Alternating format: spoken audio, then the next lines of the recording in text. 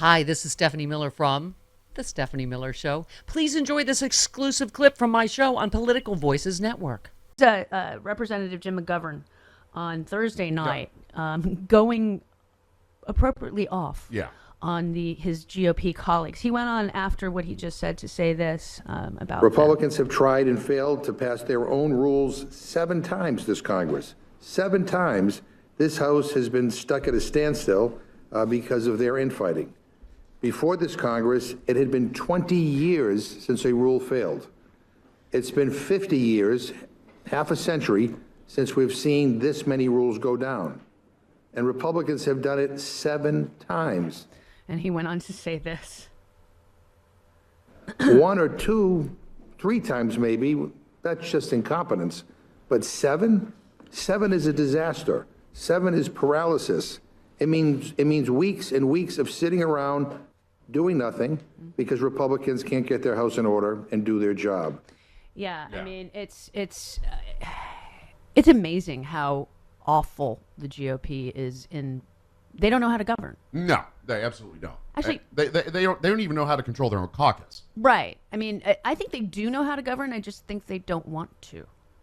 Well, I mean, they're catching hell from their own constituents about not doing anything. Mm-hmm. So I don't think that this is intended. It's just what's happened because their caucus is so divided. They have no control over their own caucus. Yeah, and Mike Johnson is a wuss.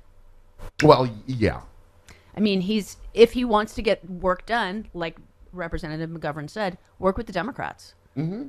I mean, stop the Hastert rule at this point. Well, and also stop being afraid of Marjorie Taylor Greene. Yeah. I mean, what she is threatening is completely hollow. So they need to stop being scared of her. I agree completely. Now she's threatening him, and she can do it. Yeah, because of their own rules. Because of their own rules. Because unlike Nancy Pelosi, they have kept that rule. She changed it when she was Speaker, because apparently it had been a rule for a long time, never used, but had been a rule for a long time. Right. And when she became Speaker, she said, no. No, that leads to chaos. She knew that. She knew that. She knew what she was doing. She was a really good Speaker of the House. She will go down in history as one of the best, I think, Speakers of the House. She got a lot of work done in spite of her very slim margins. And without the Senate being what they were, we could have gotten a lot more done. Yeah.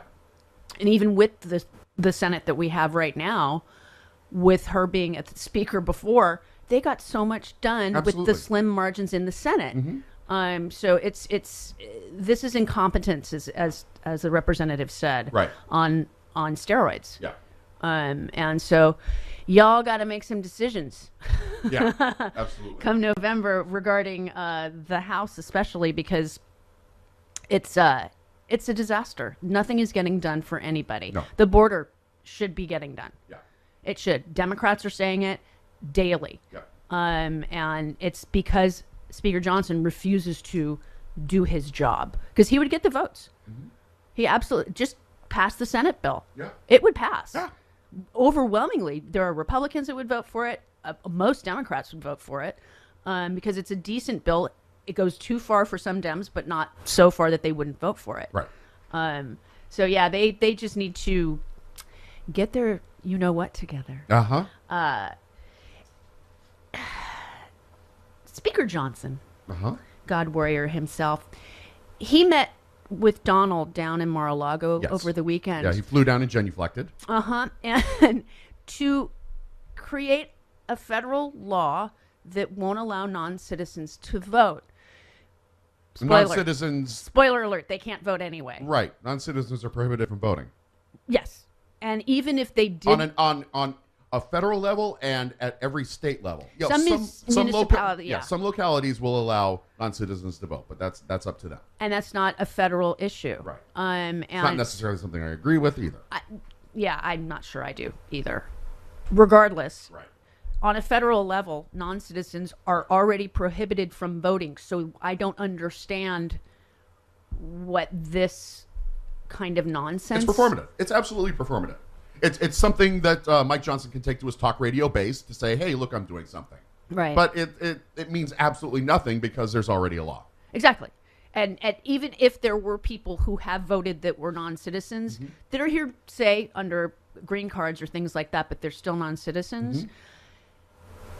It would be so minuscule, the number of people, that it would not affect a general election or even a primary for that matter. Right. And anybody that is here undocumented, they're not going to risk it. No. Because it's a federal offense. Exactly. They don't want to get sent back home. No. So it's the most ridiculous thing to look like, hey, I'm doing something, kids. Eric Swalwell actually he talked about this with Anderson Cooper over the weekend, and Eric Swalwell is amazing. Spare me, Anderson. I mean, it's too rich that Donald Trump and Mike Johnson are talking to us about election integrity. That's like having to listen to a lecture by Bonnie and Clyde on bank security. I mean, it's absurd considering what they did in the 2020 election to try and overturn it. Hey, he mentioned Stephanie's dogs, Bonnie and Clyde. Yeah, that's true. They shouldn't vote either. Right. It's the most insane thing to waste time over, and he's there to kiss the ring. And if you watched any of the press conferences with Johnson and you looked at Donald over his shoulder, he was scowling the whole time. Yeah. Because he's going to court today. Yeah. He's having a very bad day. Yeah. Yeah, and he went off on Truth Social overnight. Yes, he did. He definitely did. Here's what we can expect today, by the way, to start jury selection. So they all have to, there's 100 jurors that are going to be in the courtroom at a time. Right. They're bringing in at least 500 people. They might bring in more, but 100 at a time. And the judge is going to allow people that say, hey, I cannot be impartial, to just walk out. Yeah. And they'll have to go back to the jury pool, and then they'll be set on another trial potentially. Right. But at the moment, if they raise their hand and say, I cannot be impartial, thank you, goodbye. Normally, a judge would question why that juror could not do it, but it's time consuming to find out if that person is telling the truth or not. Right. Because many people are not. But in this instance, it's just a time consumption that this judge does not want to have to do. He's done it before with other juries. He just doesn't want to do it now. Right. Part of the jury's questionnaire will include if they follow QAnon conspiracies, if they're on Truth Social, What podcasts they listen to? what podcasts they listen to, any news where they get their news. Proud Boys, if they're a member of the Proud Boys or like the Proud Boys, they will be quizzed about him, but they can't about Donald, but they cannot explicitly ask what political party they are in or who they voted for, even though Trump's attorneys wanted that question. Right. I don't think it's legal to ask somebody that. I don't think so. They're doing it in a roundabout way. Have you ever been to a Trump rally? Right. They're asking those kinds of questions, and then once that juror... And plus, there are plenty of Republicans who don't like Donald Trump or who don't care about Donald Trump. Right. So that question is kind of irrelevant anyway. Yeah. It's and so what they're going to do is they're going to fill out the forms, and then I've been voir dired before, so then they call your number up and you sit in the jury box, and it's a little disconcerting. And the prosecutor will ask XYZ based on your questionnaire answers. The defense attorney will ask the same, and sometimes the judge will ask questions to just kind of vet the juror. Then there are preemptive challenges, and there are challenges for cause, and I believe they have 10 preemptory challenges each, and a cause is different. I don't think there's a limit on cause, but there has to be. Not sure.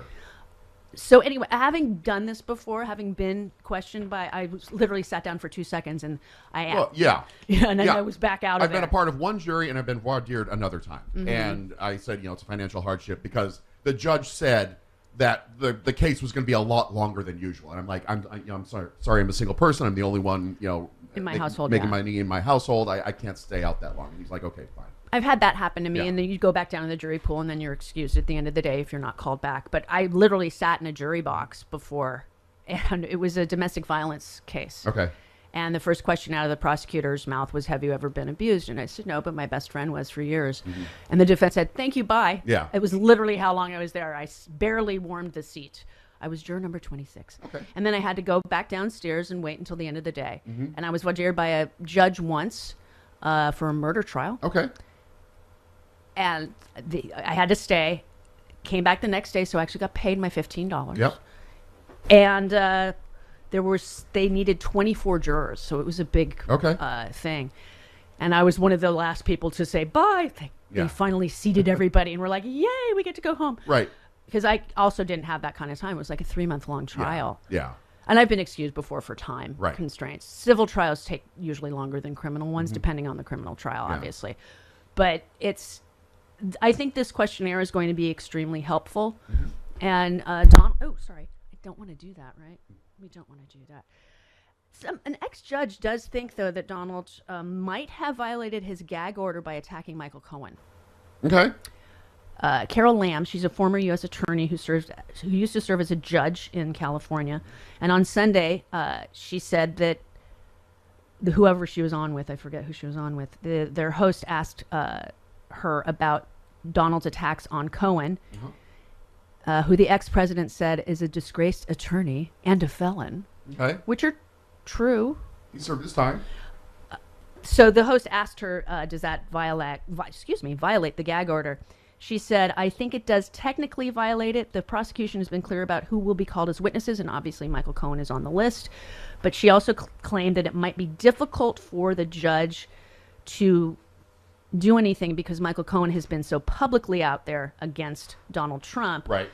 So she's not sure that the judge will do anything because of attacking Michael Cohen, because Michael Cohen is out in the public somewhat attacking he has a podcast. Donald. Right, and he somewhat attacks Donald on a daily basis. Sure. And he's being subpoenaed, by the way. He's not testifying voluntarily. Right. He's under subpoena to do it. He will testify. He's going to be a major, major witness in this case. Yeah. He and Stormy Daniels and Catherine McDougal are the big ones. Right, because he allegedly had a huge part in this situation. And is David Peppers also... I don't know. Isn't he? I don't know. I think he is on the witness list. And he would also corroborate everything with Cohen and with Stormy Daniels and with Karen McDougal. This is how it gets. This is why Donald's freaked out. He is completely and utterly gobsmacked. It's Jim Acosta was talking about it. Donald keeps complaining about gag orders, which is just... Well, yeah. He was hit with it, and he alleges that the order only happens to me. I can't do him because I'm able to tell people what's happening, and those people get extremely angry with what's happening. So Acosta says, that sounds like a threat. He wants his people to get angry. After this, Trump said that Judge Merchan should be recused from the case and complained that there's never been a judge more conflicted.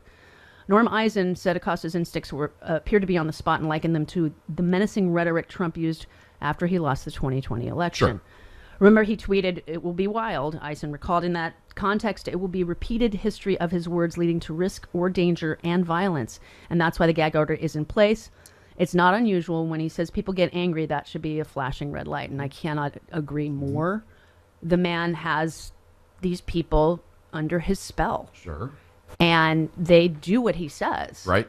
So witnesses, jurors in this case, and I hope every case, will be anonymous. I hope so. At least to the public. Yeah, I hope so.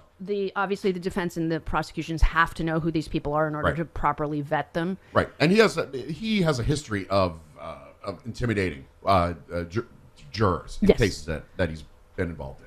Well, I mean, he not intimidated, but he called out the clerk at the E. Jean Carroll trial, correct? Right. As if the clerk had anything to do with anything. Right.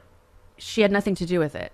He accused her of helping the judge make decisions. Well, clerks are there to help a judge grab things that they need to read in order to make decisions, in order to make rulings, in order to do their job. Clerks are there to help aid them in their job. Right. You are invited to Stephanie Miller's Sexy Liberal Save the World Tour. It's the political comedy event of the year, and it's coming to a city near you. Join Stephanie Miller, the queen of progressive talk radio, along with Hal Sparks, John Fugelsang, and the comedy duo Frangela, mocking all the fascists and trolls for a tour that is hilarious, inspiring, and deeply offensive to just the right people. It's an all-new tour with all new guests and a side-splitting evening of stand-up. Stephanie Miller's Sexy Liberal Save the World Tour.